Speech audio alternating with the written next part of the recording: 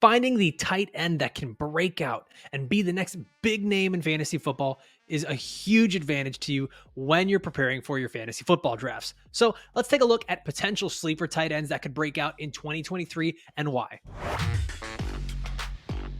All right, the first guy I'm going to talk about here is Chig Okonkwo. Feels like he is everybody's favorite sleeper tight end this year for the Tennessee Titans.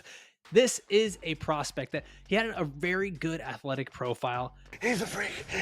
He's a fast killer. He's a fast killer. And normally that's at least the first hurdle that you want when looking for a tight end that could break out. Now, aside from his excellent athleticism, he had some pretty good metrics that last year could lend itself to being the next breakout guy. And I think this is why everyone is on the Chig Okonkwo train. All aboard for sales. Next stop, Cook. Kabanga.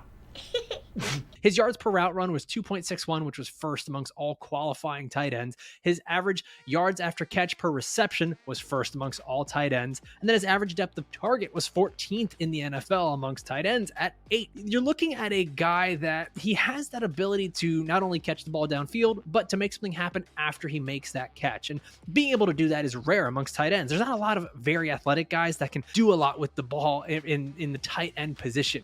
So having that is a major advantage. And that's what I think makes everyone so excited about Chig Okonkwo. He was Pro Football Focus's second highest rated receiving graded tight end, and he could be the potential top target on his team. Maybe Treylon Burks is the top target for the Tennessee Titans, but man, Chig Okonkwo really carved out a niche for himself last year, and we already know that Ryan Tannehill really likes to favor the tight ends. And now Tennessee as a whole targeted the tight end 28% of the time, which was actually third most in the NFL. And from week 9 on, Chig Okonkwo was the tight end 10 as a rookie. You don't see that all that often. So being drafted right now as the tight end 14 in the 11th round, he gives you some good value and a guy that could totally outperform his average draft position. Next guy I'm going to talk about here is Tyler Higbee of the Los Angeles Rams.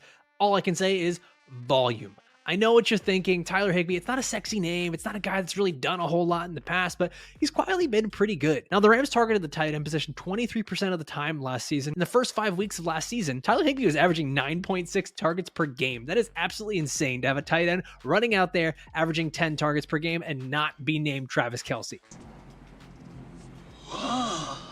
Now, he's got no competition for targets at his position. There's no other tight ends on the roster that are really going to take away too much playing time from him. And then there's very little competition for targets on the roster as a whole in that offense. You really got Cooper Kupp, and after that, that's it. You're looking at maybe Van Jefferson. I know there's some hype around rookie Puka Nacua, Tutu Atwell. We're not looking at a lot of guys that are really going to be taking targets away from Tyler Higbee.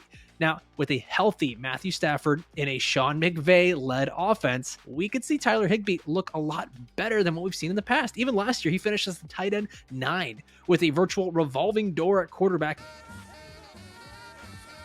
and only 3 touchdowns to his name in 2022. So yeah, he's being drafted right now as the tight end 15 in the 12th round, and he could absolutely outperform that and give you an edge next season. The third guy I'm going to talk about here is Greg Dulcich, tight end for the Denver Broncos.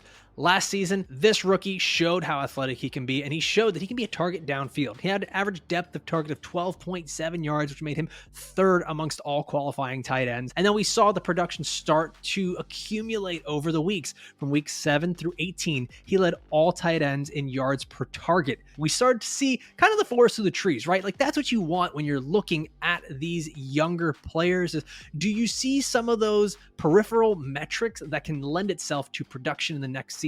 That's what we saw with Greg Dulcich. Now, we already know that the new Broncos head coach, Sean Payton, loves using the tight end, and he wants to use Dulcich in what he calls the Joker role.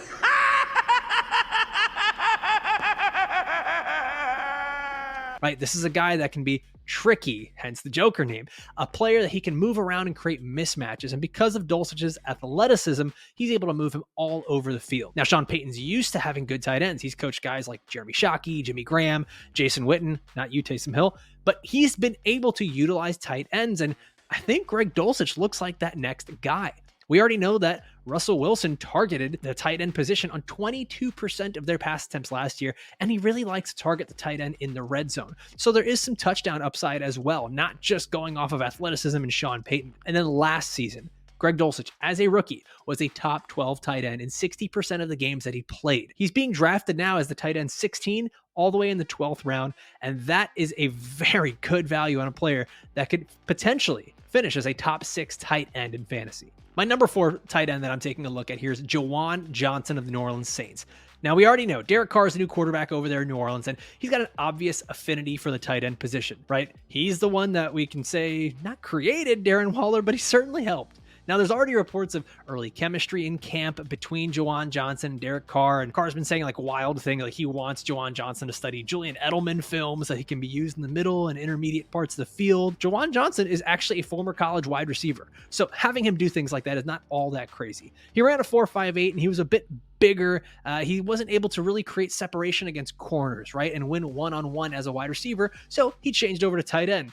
Very similar to Darren Waller, former teammate of Derek Carr. So there's a lot of similarities there. And when we look at the athleticism for Juwan Johnson as a tight end, it's so much better than it ever was as a wide receiver. Like I said, he ran a 4.58, and he actually has an elite composite speed grade based on Kentley Platt's relative athletic score for tight ends. Once again, that is something that you look for with tight ends, is are they athletic enough to create plays and get open and create mismatches against linebackers and safeties? Now, with Michael Thomas and his medical history, it's pretty understandable that Juwan Johnson could end up being the second receiver on this team.